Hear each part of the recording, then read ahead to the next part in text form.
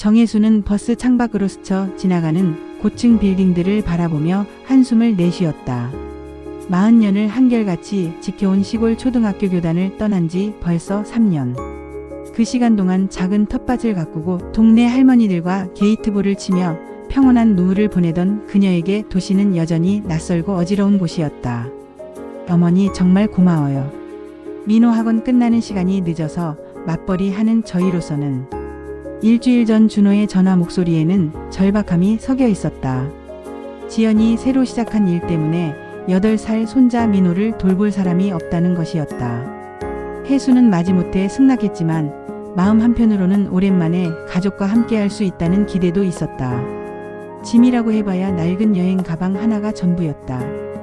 평생 검소하게 살아온 혜순에게는 몇 벌의 옷과 상비약 그리고 민호에게 줄 고향 특산품인 꿀 한 병이면 충분했다. 아파트 입구에서 준호 부부가 반겼다.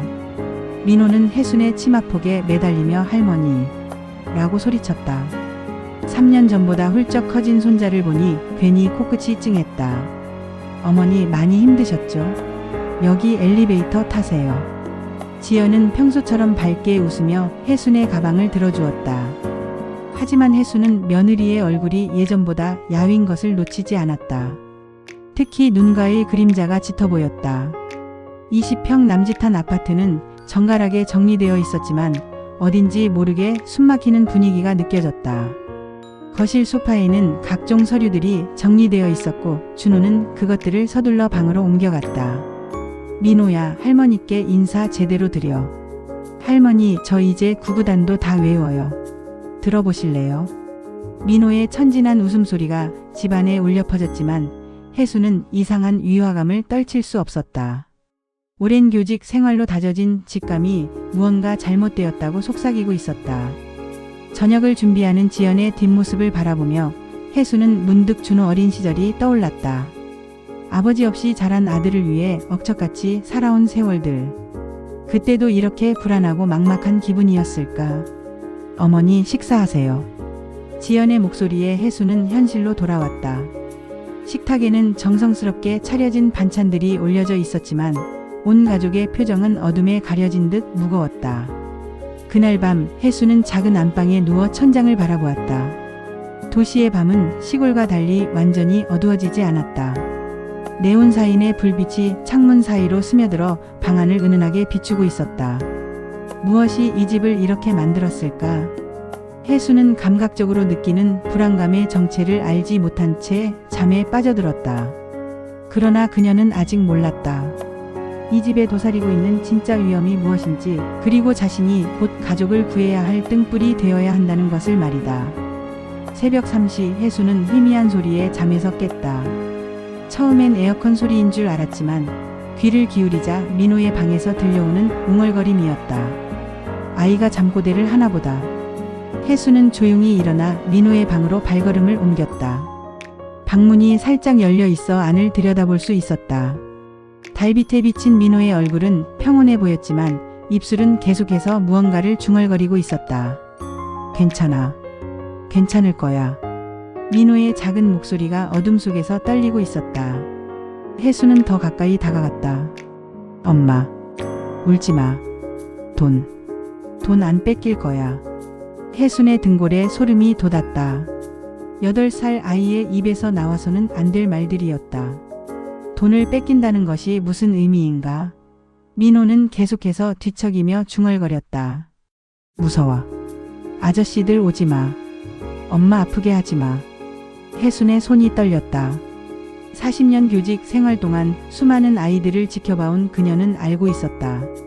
아이들의 잠꼬대는 대부분 깨어있을 때의 걱정과 불안이 투영된 것이라는 사실을. 할머니. 갑자기 민호가 눈을 떴다. 혜수는 깜짝 놀라 뒤로 물러섰다. 할머니 왜 여기 계세요? 아, 민호야. 할머니가 화장실 가다가 내가 뭔가 소리를 내서 들어왔단다. 민호는 잠시 멍하니 혜순을 바라보더니 갑자기 이불을 머리까지 덮었으며 웅크렸다. 민호야, 혹시 무슨 나쁜 꿈 꾸었니? 아니에요. 아무것도 안 꿨어요. 민호의 대답은 너무나 빨랐다. 마치 미리 준비된 답변처럼. 혜수는 이불 위로 작은 손을 내밀어 민호의 등을 토닥여 주었다. 할머니가 옆에 있으니까 무서워하지 마. 나쁜 꿈은 다 도망갈 거야. 할머니, 우리 집에 나쁜 사람들 안 와요. 혜순의 심장이 쿵 하고 내려앉았다. 이 아이는 무엇을 보았고 무엇을 듣고 있는 것일까? 왜 그런 생각을 하니?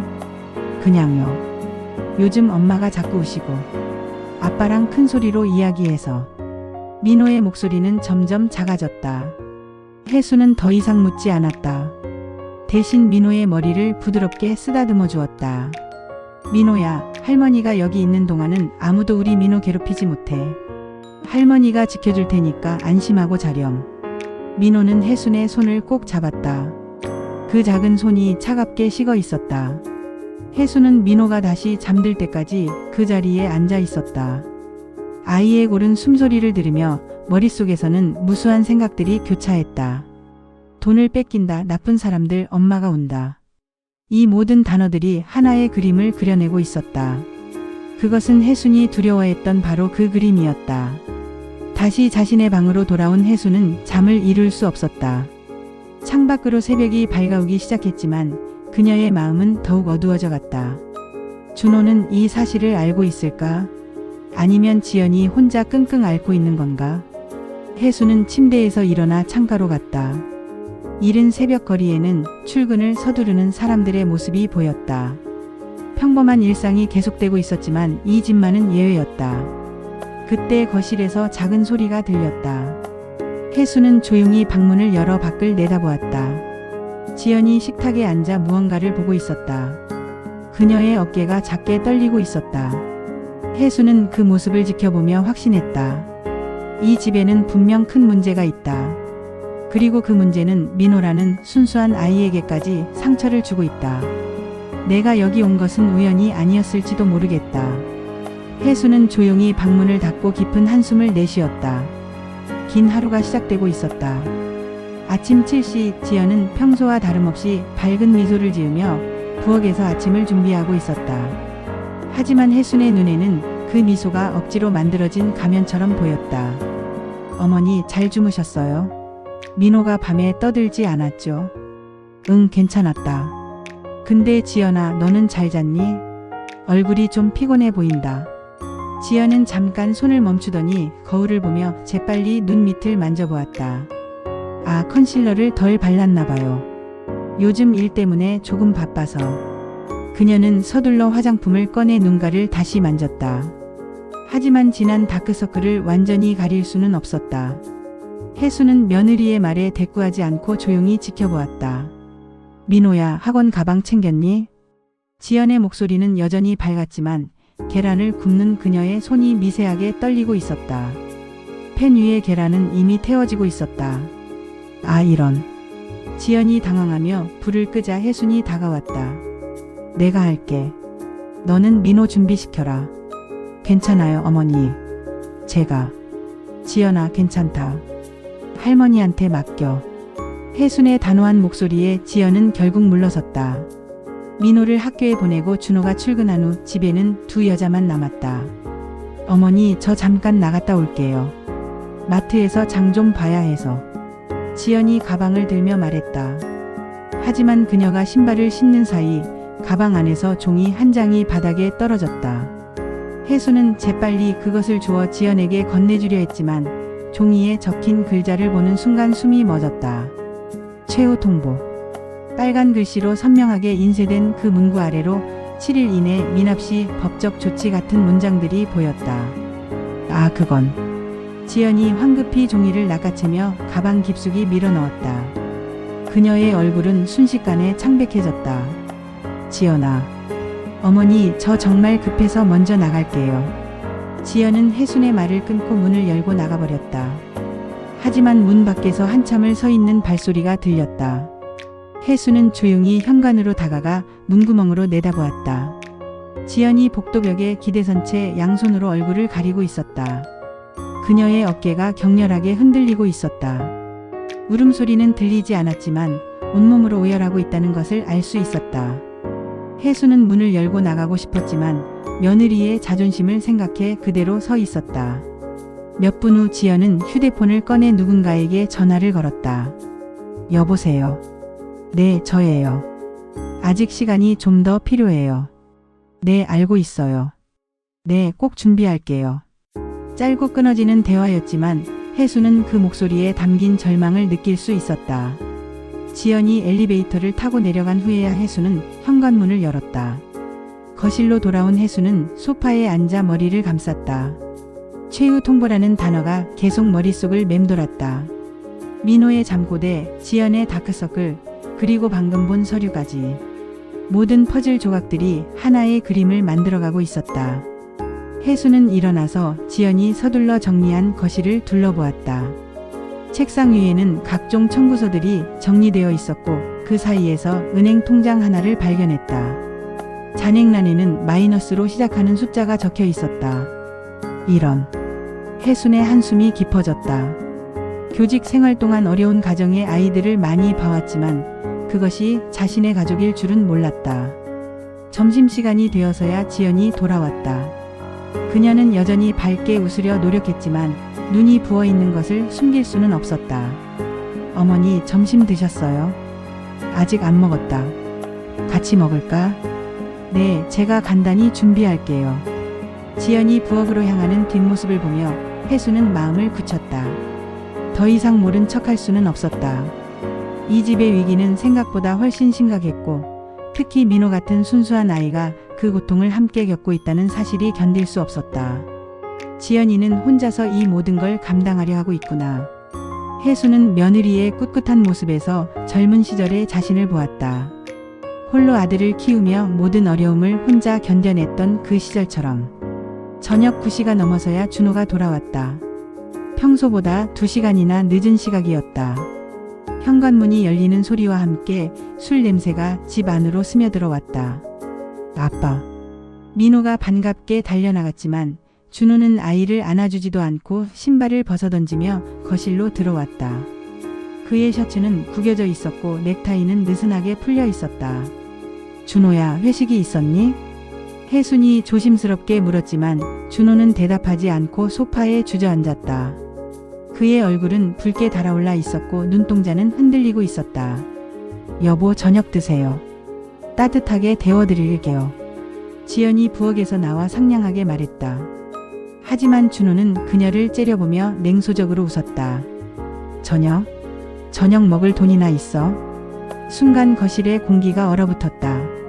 민호는 아빠의 변한 목소리에 깜짝 놀라 혜순 뒤로 숨었다. 준호야, 엄마는 모르시잖아요. 우리 살림이 어떤지. 준호가 혜순을 보며 비웃듯 말했다. 그의 목소리에는 분노와 절망이 뒤섞여 있었다. 여보, 민호 있는 데서. 지연이 눈치를 주며 민호를 보았지만 준호는 개의치 않았다. 민호도 알 권리가 있지. 자기 집이 어떻게 돌아가는지 말이야. 준호가 일어서서 지연에게 다가갔다.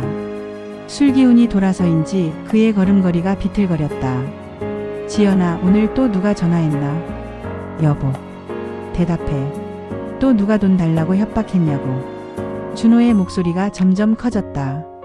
민호는 할머니의 치마폭을 꼭 잡으며 몸을 떨기 시작했다.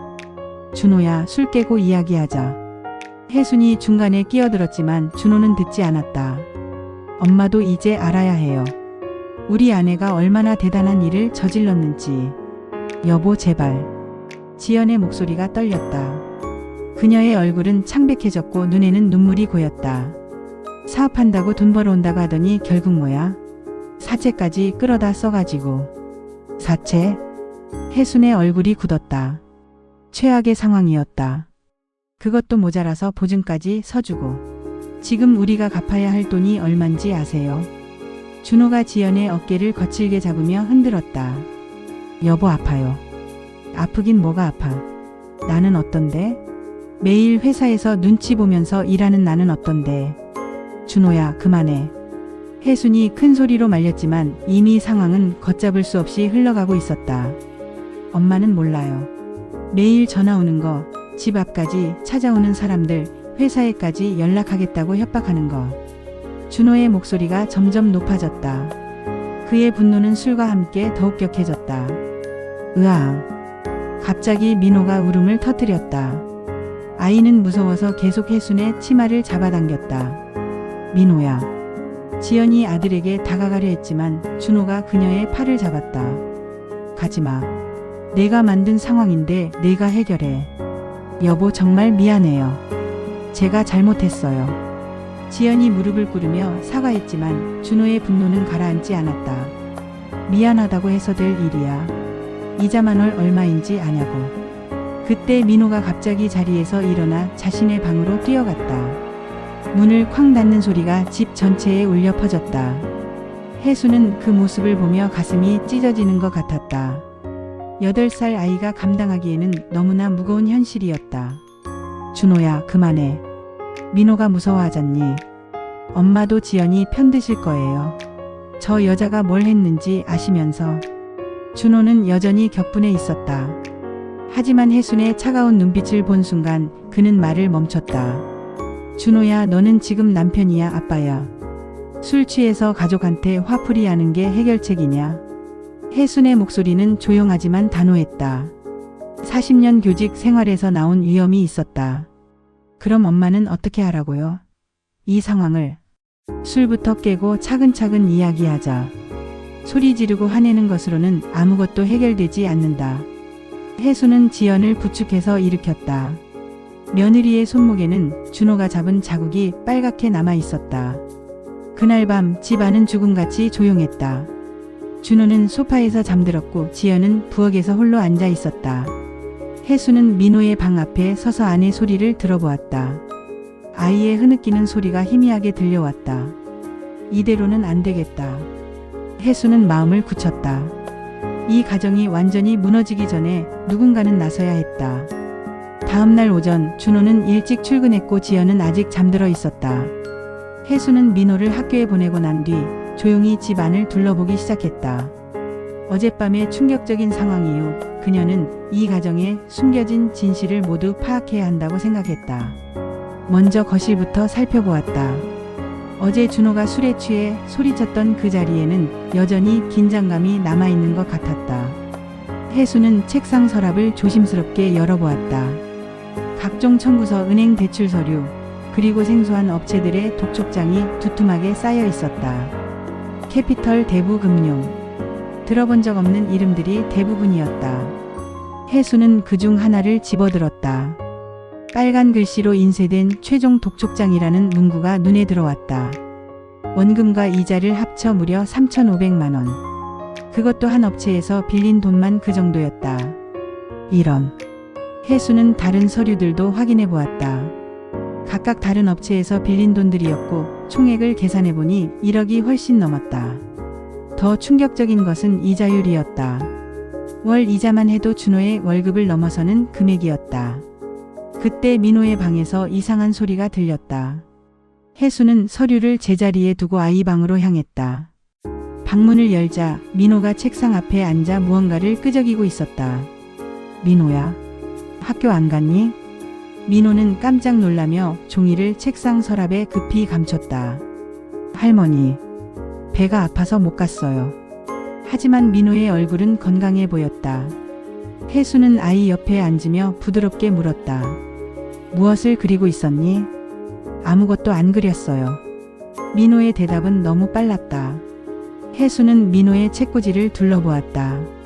동화책들 사이에 낯선 종이 한 장이 끼워져 있는 것이 보였다. 민호야, 할머니가 책 좀 봐도 될까? 민호가 고개를 끄덕이자 혜수는 그 종이를 꺼내보았다. 그것은 또 다른 채무 독촉장이었다. 아이가 어떻게 이런 것을 가지고 있는 걸까? 민호야, 이걸 어디서 주워왔니?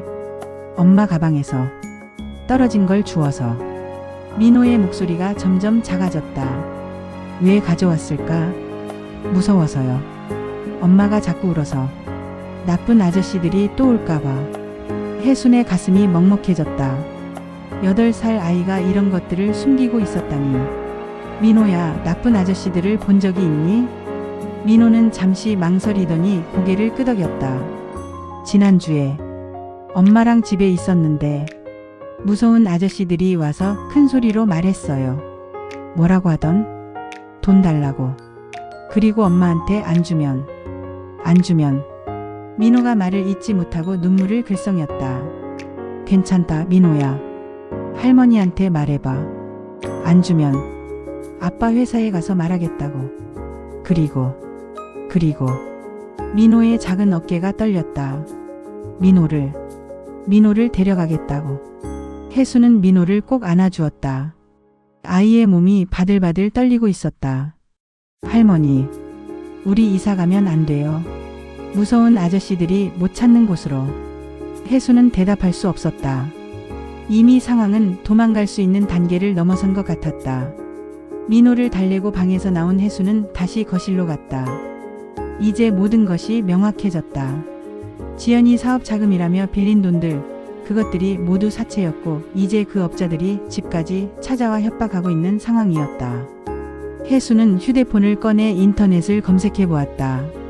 독촉장에 적힌 업체들의 이름을 하나씩 쳐봤다. 대부분이 불법 사채업체였고 일부는 폭력 조직과 연관되어 있다는 기사들도 보였다. 이것은 단순한 빚 문제가 아니야. 혜수는 상황의 심각성을 깨달았다. 지연이 발을 담근 것은 일반적인 금융기관이 아니었다. 법의 보호를 받기 어려운, 그리고 갚지 못하면 가족 전체가 위험해질 수 있는 그런 곳들이었다. 점심시간이 되어서야 지연이 일어났다.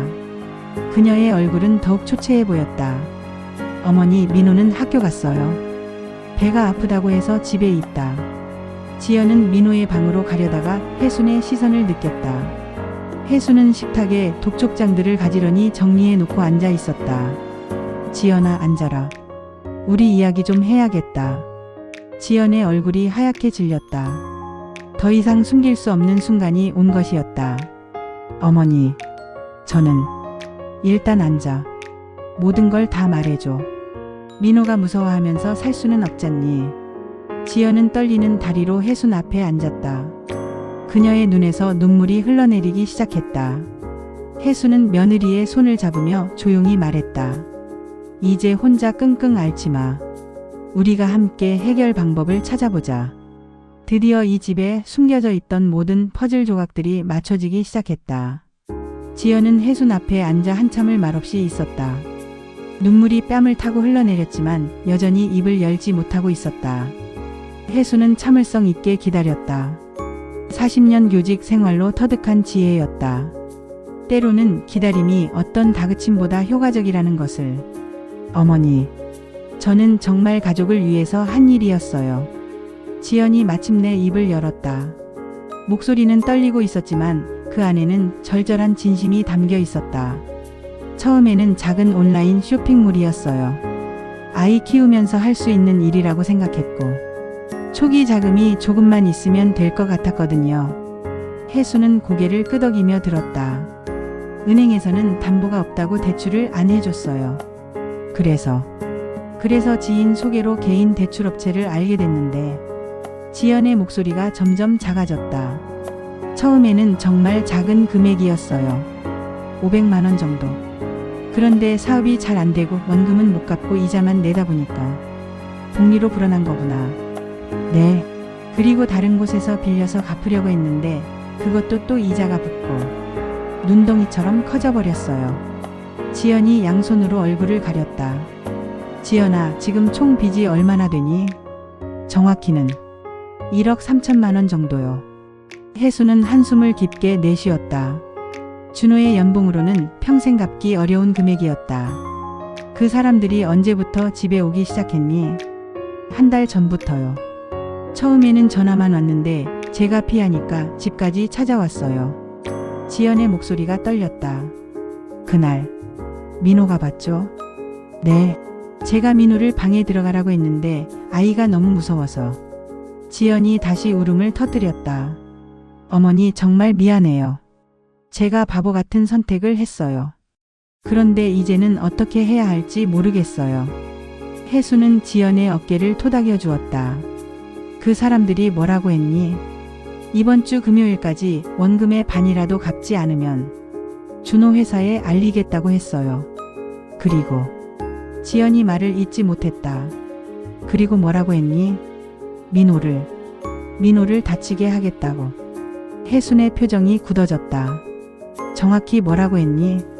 아이가 학교 가는 길이 위험할 수 있다고. 부모가 돈 안 갚으면 애가 대신 책임져야 한다고. 혜순의 주먹이 꽉 쥐어졌다. 어떤 이유가 있어도 아이를 위협하는 것은 용서할 수 없는 일이었다. 지연아, 경찰에는 신고했니? 못했어요.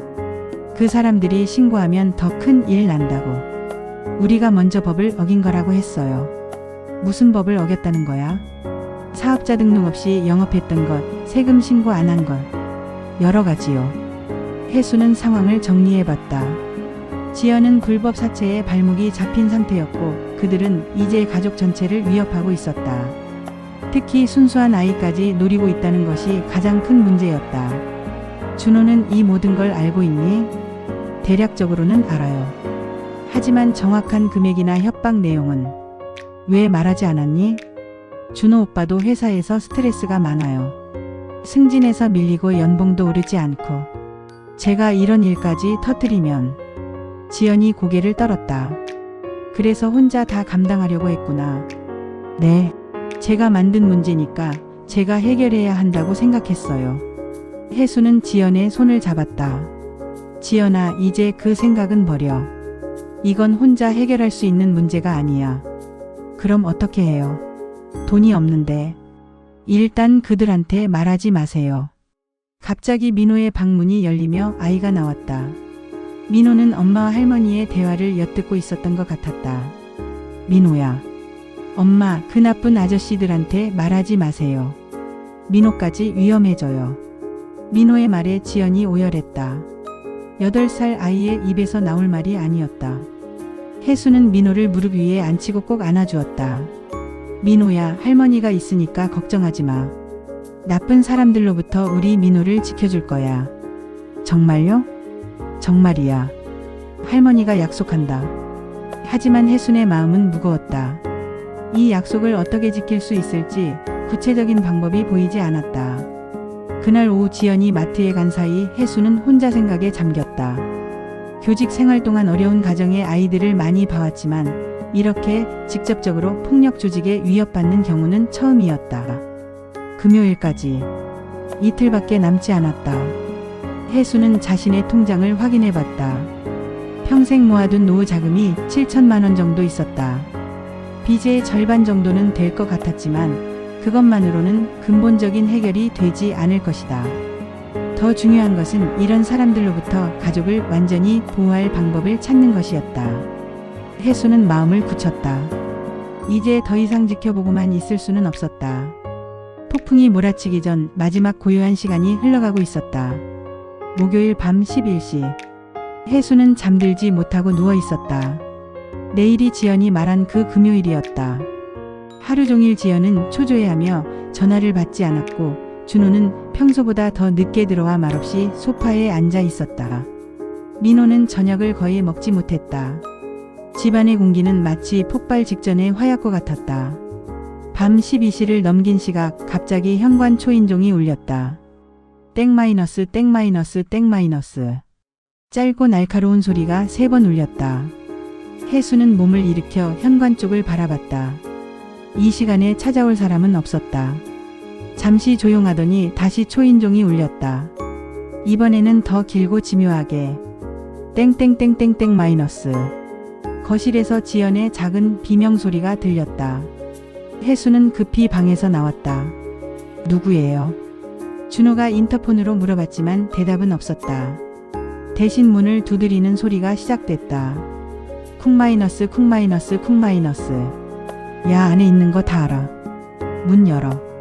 낯선 남자의 목소리가 문 너머로 들려왔다. 거칠고 위협적인 음성이었다. 지연이 소파에서 벌떡 일어나 준호에게 달려갔다. 여보, 그 사람들이에요. 뭐? 준호의 얼굴이 창백해졌다. 그제서야 지연이 말한 위협이 현실이 되었다는 것을 깨달은 것 같았다. 문 두드리는 소리가 더욱 거세졌다. 아가씨, 내일까지라고 했지? 오늘이 마지막이야. 문 안 열면 더 시끄러워진다. 혜수는 민호의 방으로 급히 갔다.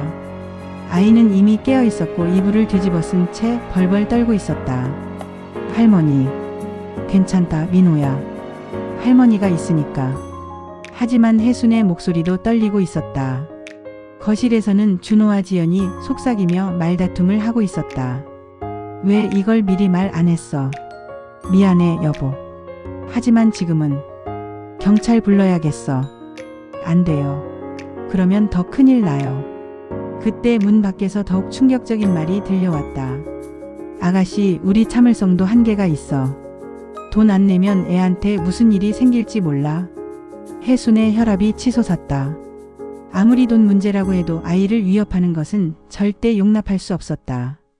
내일 학교 가는 길에 사고라도 나면 어쩔 거야. 요즘 아이들 유괴 사건도 많고. 민호가 이불 속에서 흐느끼기 시작했다. 혜수는 아이를 꼭 안아주며 분노를 참았다. 1억 3천만 원. 이자 포함해서 내일까지 반 갖고 와. 못 갖고 오면 뭐 알아서 생각해봐. 문 밖의 남자는 마치 장난처럼 말했지만 그 안에 담긴 위협은 실제적이었다. 아, 그리고 경찰 부르는 건 추천 안 해. 아가씨가 탈세한 거, 사업자 등록 허위 신고한 거 우리가 다 알고 있거든. 누가 더 곤란해질지 생각해봐. 혜수는 민호를 달래며 거실로 나갔다. 준호는 벽에 기대 선 채 머리를 감싸고 있었고 지연은 소파에 주저앉아 울고 있었다. 돈 안 내면 애 아빠 회사에도 연락할 거야. 회사 준호씨, 집에서 사채 끌어다 써서 도박비 갚느라 바쁘시죠? 이런 식으로 말이야. 도박빚이 아니에요. 지연이 문을 향해 소리쳤지만 밖에서는 웃음소리만 들렸다. 뭐든 상관없어. 중요한 건 돈이야, 돈. 내일 오후 3시까지. 6,500만 원. 1원이라도 모자라면. 남자는 말을 끝내지 않았다. 그것이 더욱 섬뜩했다. 아, 맞다. 혹시 튀려고 생각하지 마. 아이 학교 아빠 회사 다 파악하고 있으니까. 발소리가 멀어져 갔다. 복도가 다시 조용해졌지만 집 안의 공기는 얼어붙어 있었다. 준호가 벽에서 몸을 떼며 지연을 바라봤다. 6,500만 원을 어디서 구해와? 모르겠어요. 정말 모르겠어요. 지연이 바닥에 무릎을 꿇고 울었다. 혜수는 민호를 방에 재워주고 거실로 돌아왔다. 가족 3명이 절망에 빠져 있었다. 준호야, 지연아. 일단 진정하자. 혜순의 목소리는 차분했지만 그녀의 손도 떨리고 있었다. 어머니, 어떻게 진정해요?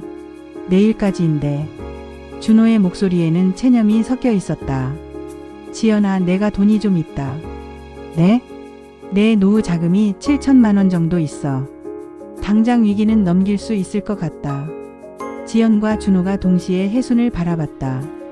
어머니, 그런 돈을 어떻게 받을 수 있어요? 지금은 그런 걸 따질 때가 아니야. 민호가 위험하다. 혜수는 마음을 굳혔다. 평생 모아온 노후 자금이었지만 손자의 안전보다 중요한 것은 없었다.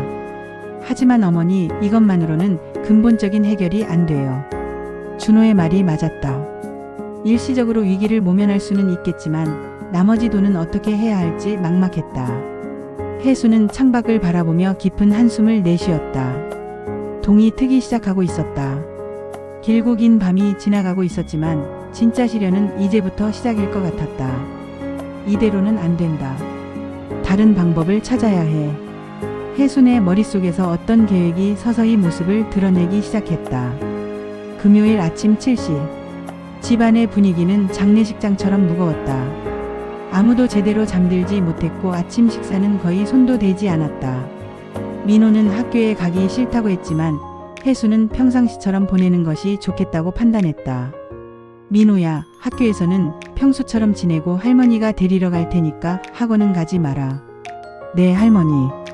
민호의 목소리는 힘없었다. 어린아이가 감당하기에는 너무 무거운 현실이었다.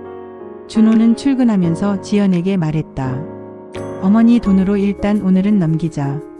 그 다음은 나중에 생각하고. 하지만 그의 목소리에는 희망이 없었다. 준호가 나간 후 지연은 부엌에서 설거지를 하며 계속 눈물을 흘렸다. 접시가 손에서 미끄러져 바닥에 떨어지는 소리가 났다. 아!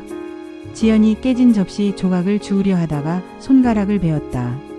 피가 흘러나왔지만 그녀는 개의치 않고 계속 조각을 주었다. 지연아, 손 다쳤잖아. 혜순이 다가가 지연의 손을 잡았다. 괜찮아요, 어머니. 이런 거 별거 아니에요. 별거 아니긴 뭐가 별거 아니야. 응급처치부터 하자. 혜순이 지연의 상처를 치료해주는 동안 지연은 계속 중얼거렸다. 다 제 잘못이에요. 제가 욕심을 부렸어요. 제가 바보였어요. 지연아, 그만해. 이미 일어난 일이야. 어머니 돈까지 써야 하는데. 평생 모으신 돈을. 지연이 다시 울기 시작했다. 오후 1시쯤 혜수는 은행에 갔다.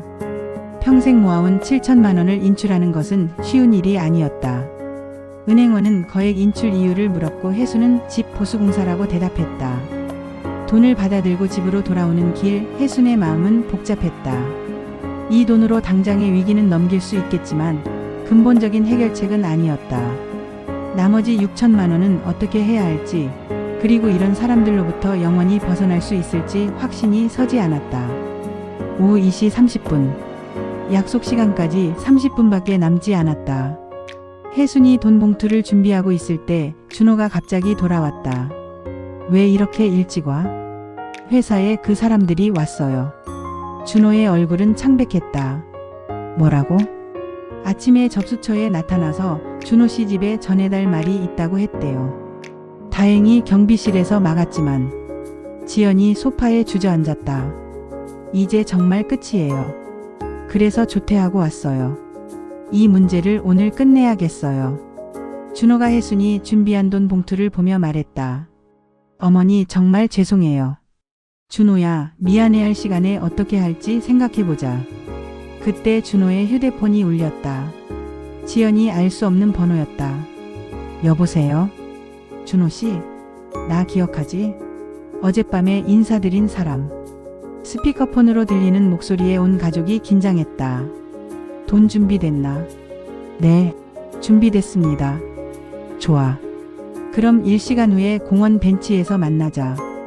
혼자 와. 경찰이나 다른 사람 데려오면 약속 취소야. 전화가 끊어졌다. 준호가 돈 봉투를 들려고 하자 혜순이 막아섰다. 내가 가겠다. 어머니, 무슨 말씀을. 내 돈이니까 내가 전달하는 게 맞다. 너무 위험해요. 준호야, 너는 회사도 있고 민호도 돌봐야 해. 나 같은 늙은이가 가는 게 낫다. 사실 혜순에게는 다른 계획이 있었다. 단순히 돈만 주고 끝낼 생각이 아니었다. 어머니, 안 돼요. 제가 만든 문제인데. 지연이 말리려 했지만 혜순의 의지는 확고했다. 지연아, 이제는 싸울 때가 아니라 지켜낼 때야. 혜순은 40년 교직 생활에서 나온 위엄을 보였다. 내가 가서 정확히 뭔지 파악하고 올 테니까 너희는 집에서 기다려. 준호와 지연은 더 이상 말릴 수 없었다. 오후 3시 30분. 혜수는 돈 봉투를 든 채 공원으로 향했다. 그녀의 가방 안에는 돈만 들어있는 것이 아니었다. 작은 녹음기도 함께 있었다. 공원 벤치에는 어젯밤 목소리의 주인으로 보이는 남자 2명이 앉아 있었다. 그들은 혜순을 보고 의외라는 표정을 지었다. 할머니가 왜 나와?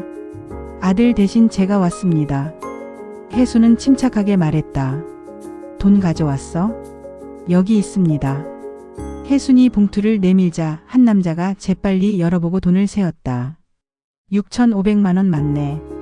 그런데 할머니, 이게 끝이 아니야. 나머지는 언제 갚을 거야? 그건 논의해 봐야겠네요. 논의? 할머니가 우습게 보나? 남자의 목소리가 거칠어졌다. 그럼 계속 협박하실 건가요? 아이까지 위협하면서. 혜순의 목소리에는 두려움이 없었다. 오히려 남자들이 당황하는 기색을 보였다. 할머니, 함부로 말하지 마. 우리는 정당한 채권자야. 정당한 채권자가 불법 사채를 놓고 아이를 위협합니까? 혜순의 날카로운 지적에 남자들의 표정이 변했다. 할머니, 말 조심해. 조심할 건 당신들이에요. 혜순은 가방에서 녹음기를 꺼내 보였다. 어젯밤 대화 다 녹음되어 있어요. 미성년자 대상 협박, 불법 사채, 업무 방해. 경찰서에 가져가면 재미있겠네요. 남자들의 얼굴이 굳어졌다. 예상치 못한 상대를 만난 것이었다. 공원 벤치에서 녹음기를 꺼내든 혜순을 본 사채업자들의 표정이 순식간에 변했다. 처음엔 당황했지만 이내 비웃음을 터뜨렸다. 할머니, 그거 가지고 뭘 할 건데? 경찰이 우리 잡을 수 있을 것 같아. 키 큰 남자가 비웃으며 말했다. 우리가 뭘 잘못했는데? 돈 빌려준 사람이 안 갚으니까 받으러 온 거잖아. 아이를 위협한 것도요? 위협? 그냥 걱정해준 거지. 요즘 세상이 얼마나 위험한데. 그들은 교묘했다. 직접적인 협박의 증거를 남기지 않으려 했다. 할머니, 녹음기 그만 집어넣고 현실적으로 생각해봐. 나머지 6천만 원은 언제 갚을 거야? 혜수는 침착하게 대답했다. 2주만 시간을 주세요. 집을 팔아서라도 갚겠습니다. 2주? 안 돼. 일주일. 너무 짧아요. 그럼 이자 더 붙는다. 하루에 10만 원씩. 혜수는 속으로 계산해봤다. 일주일이면 70만 원, 한 달이면 300만 원이 더 붙는다는 뜻이었다. 알겠습니다. 일주일 후에 연락드리겠습니다. 할머니 똑똑하네. 그런데 한 가지 더. 키 작은 남자가 끼어들었다. 다시는 녹음기 같은 거 들고 나오지 마.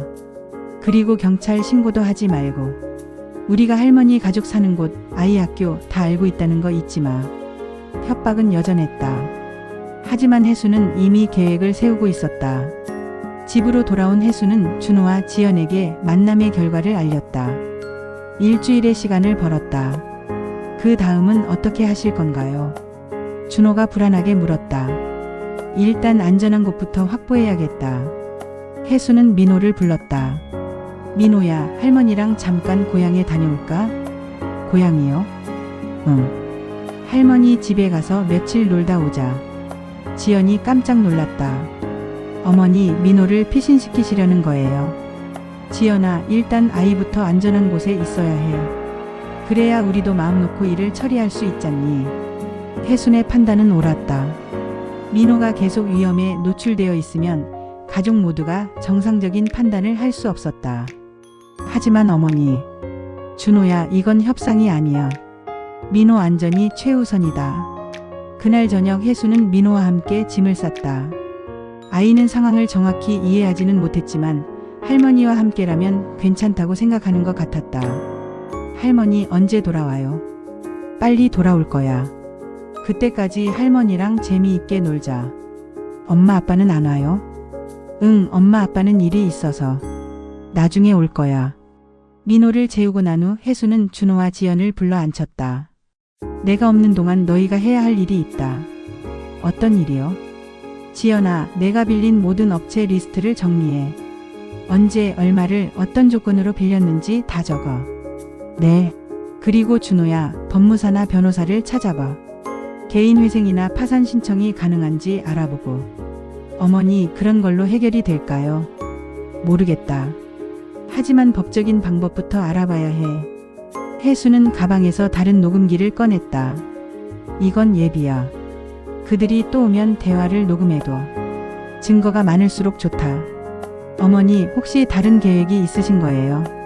지연이 조심스럽게 물었다. 있다. 혜순의 목소리는 확신에 차 있었다. 40년 교직 생활하면서 알게 된 사람들이 있어. 경찰서에도 시청에도 언론사에도. 이런 일들을 전문적으로 다루는 시민단체도 알고 있고. 준호와 지연의 눈이 커졌다. 하지만 그런 분들한테 민폐가 아니야. 이건 사회 정의의 문제야. 아이를 위협하는 건 절대 용납할 수 없어. 혜수는 이미 머릿속으로 여러 시나리오를 그리고 있었다. 그리고 한 가지 더. 내일부터 집 주변에 CCTV가 있는지 확인해봐. 그들이 다시 왔을 때 얼굴이 찍히도록. 어머니, 정말 괜찮을까요? 지연의 목소리에는 아직도 불안이 가득했다. 지연아, 두려워하지 마. 우리가 피해자야. 잘못한 게 있어도 아이를 위협받을 이유는 없다. 혜수는 며느리의 손을 잡았다. 그리고 이번 일이 끝나면 다시는 이런 일이 생기지 않도록 철저히 정리할 거야. 다음날 아침 일찍 혜수는 민호와 함께 고향으로 떠났다. 버스 안에서 창밖을 바라보며 혜수는 자신의 계획을 점검했다. 먼저 민호를 안전하게 보호하고 그 다음에는 이 문제를 근본적으로 해결해야 해. 혜수는 가방 속 주소록을 만져보았다. 40년 교직 생활의 인맥이 이제 가족을 구하는 무기가 될 것이었다. 할머니, 저기 산 예쁘다. 민호가 창밖을 가리키며 웃었다. 아이가 웃는 모습을 본 것이 며칠 만인지 모르겠다. 이 웃음을 지켜주겠어. 혜수는 마음속으로 다짐했다. 평생 아이들을 가르치며 살아온 그녀에게 아이의 웃음보다 소중한 것은 없었다. 고향에 도착하자 혜수는 바로 행동에 옮겼다. 오랜 동료였던 전직 경찰관에게 전화를 걸었다. 여보세요, 김 반장님? 저 정혜순입니다. 급한 일이 있어서 연락드렸는데. 혜순의 본격적인 반격이 시작되었다. 고향에서 3일이 지났다. 혜순은 민호를 이웃 할머니에게 맡기고 하루 종일 전화와 만남으로 바쁜 시간을 보냈다. 40년 교직 생활의 인맥들이 하나둘씩 움직이기 시작했다. 첫 번째 연락을 받은 것은 전직 경찰관 김 반장이었다. 혜순 선생님, 말씀하신 업체들 조사해봤는데 대부분 불법 사채 업체가 맞습니다. 특히 캐피털은 경찰에서 이미 수사 중인 조직이에요. 그럼 신고하면 도움이 될까요? 물론입니다. 특히 미성년자 위협 부분은 아동학대로 처벌받을 수 있어요. 녹음 파일이 결정적 증거가 될 겁니다. 혜수는 안도의 한숨을 내쉬었다. 두 번째는 시민단체에서 활동하는 옛 동료 박 선생이었다. 혜수나, 우리가 다루는 사건과 완전히 똑같아. 사채 업체들이 요즘 이런 식으로 가족을 위협하는 사례가 늘고 있어. 변호사랑 함께 무료 상담해 줄 수 있어. 정말 고마워요. 그리고 언론 쪽에도 알려볼게. 이런 사건이 공개되면 업체들이 더 조심하게 되거든. 세 번째는 은행에서 일하는 제자였다. 선생님, 개인회생 절차 도와드릴 수 있어요. 사채 빚도 법정관리 대상이 되니까 원금만 분할 상환하는 걸로 정리 가능할 겁니다. 혜순의 계획이 하나씩 실현되어 가고 있었다. 그런데 넷째 날 아침 준호에게서 급한 전화가 왔다. 어머니, 큰일 났어요. 무슨 일이야? 어젯밤에 그 사람들이 또 왔는데 경찰이 함께 왔어요. 혜수는 깜짝 놀랐다. 자신이 신고한 것이 벌써 효과를 본 건가? 지연이가 용기를 내서 신고했어요. 그리고 그 사람들이 현장에서 체포됐어요. 정말? 네. 그런데 더 놀라운 건 다른 피해자들도 많았대요. 우리만 당한 게 아니었어요. 혜수는 벅찬 감정을 느꼈다. 지연이 마침내 용기를 낸 것이다. 지연이는 괜찮니? 처음엔 무서워했는데 경찰에서 보호해준다고 해서 안심했어요. 그리고 변호사도 연결해줘서 법적 절차 시작했어요. 오후에 지연에게서도 전화가 왔다. 어머니, 정말 감사해요. 어머니가 용기를 주셔서 신고할 수 있었어요. 지연의 목소리는 한결 밝아져 있었다. 무슨 소리야? 내가 잘한 거지. 어머니가 민호 데리고 가신 후에 생각해 봤어요. 이렇게 도망만 다니면서 살 수는 없다고. 민호가 평생 이런 두려움 속에서 살게 할 수는 없다고요. 잘했다, 지연아. 경찰에서 말하기를 우리가 신고한 덕분에 다른 피해자들도 구할 수 있었대요. 20여 명이나 비슷한 피해를 당하고 있었다고 해요. 혜수는 가슴이 뭉클했다. 자신들의 용기가 다른 가족들도 구한 것이다. 그리고 어머니 개인회생 신청도 했어요. 변호사님이 사채 이자는 법적으로 인정받지 못한다고 원금만 5년에 걸쳐 갚으면 된다고 하더라고요. 다행이다. 월 상환액이 100만 원 정도 나올 것 같은데 제가 다시 일을 시작하면 충분히 감당할 수 있을 것 같아요. 이제 정말로 터널 끝에 빛이 보이기 시작했다. 일주일 후 혜수는 민호와 함께 집으로 돌아왔다.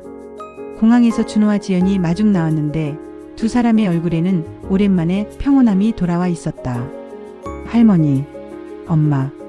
민호가 부모에게 달려가는 모습을 보며 혜수는 미소를 지었다. 어머니, 정말 고생 많으셨어요. 준호가 깊이 고개를 숙였다. 고생이 뭐야? 우리 가족이 안전해진 게 가장 중요하지. 집으로 돌아오는 차 안에서 지연이 말했다. 어머니, 그 사람들 재판에서 실형이 나올 거래요. 불법 사채에 아동 위협까지 더해져서요. 잘 됐다. 그리고 우리가 받은 피해 배상도 받을 수 있을 것 같아요. 혜수는 고개를 끄덕였다. 정의가 구현되는 것을 보니 뿌듯했다. 집에 도착해서 민호가 자신의 방에서 무언가를 가져왔다. 할머니, 이거 드릴게요.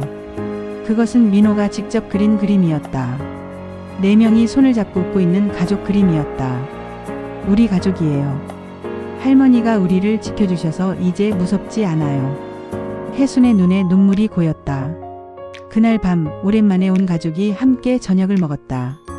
민호의 웃음소리가 집 안에 울려 퍼졌고 지연은 예전의 밝은 모습을 되찾았다. 준호도 어깨에 무거운 짐을 덜어낸 듯 편안해 보였다. 민호야, 이제 잠꼬대 안 하지? 혜순이 물었다. 네, 이제 무서운 꿈 안 꿔요. 할머니가 지켜주신다고 했잖아요. 민호가 혜순의 손을 꼭 잡았다. 혜순은 그제서야 깨달았다. 나이는 결코 무력함의 상징이 아니었다. 오히려 긴 세월 동안 쌓아온 지혜와 인맥, 그리고 무엇보다 가족을 향한 사랑이 가장 어두운 순간에 빛을 밝히는 등불이 될 수 있다는 것을. 할머니, 계속 우리랑 살아요. 민호의 말에 혜순은 웃으며 대답했다. 그래, 할머니가 우리 민호 옆에서 계속 지켜줄게. 창밖으로 따뜻한 성향이 비치고 있었다. 길고 어두웠던 터널을 지나 마침내 새로운 빛이 이 가정에 스며들고 있었다. 혜수는 자신의 평생 노후 자금을 잃었지만 그보다 훨씬 소중한 것을 얻었다. 가족의 안전과 평화, 그리고 자신이 여전히 누군가에게 필요한 존재라는 확신이었다. 이제 정말로 새로운 시작이었다.